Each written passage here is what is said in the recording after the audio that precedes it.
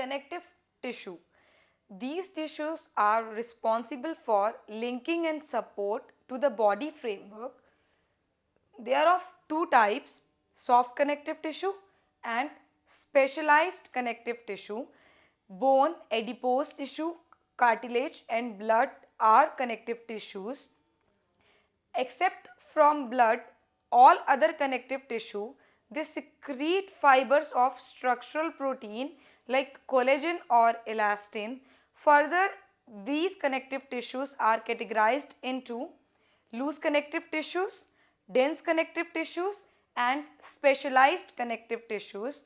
In case of loose connective tissues, the cells in the tissue as well as fibers are loosely packed in a semi-fluid ground substance, and the example is areolar tissue. In case of dense connective tissue, it is further of two types, regular and irregular. You can see in the diagram. In case of regular, the arrangement of fibers shows a regular pattern, and you can see in diagram. In case of irregular, the fibers are randomly packed like that. There is no regular pattern of fiber packing.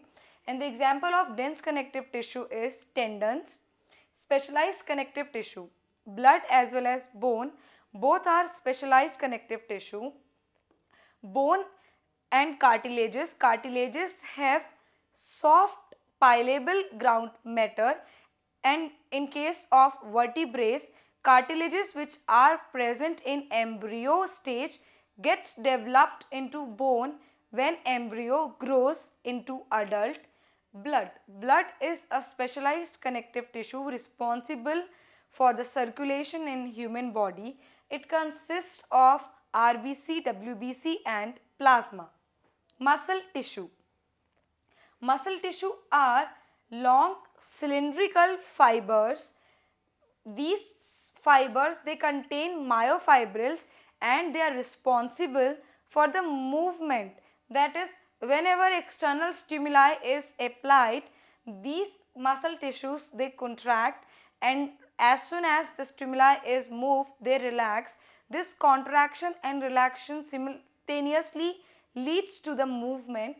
They are of three types: skeletal muscle tissues, smooth muscle tissues and cardiac muscle tissues. In case of skeletal muscle tissues, they are closely attached to each other.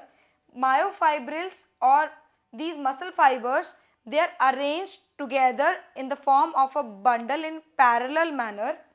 In case of smooth muscle tissue, you can see in the diagram as well, their muscle fibers have tapered end.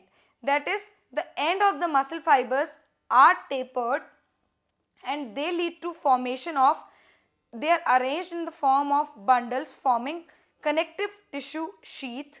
Cardiac muscle fibers, they are only present in heart. You can see in the diagram, in this cardiac muscle cells, cell junctions, they fuse to plasma membrane to make them or to attach them together.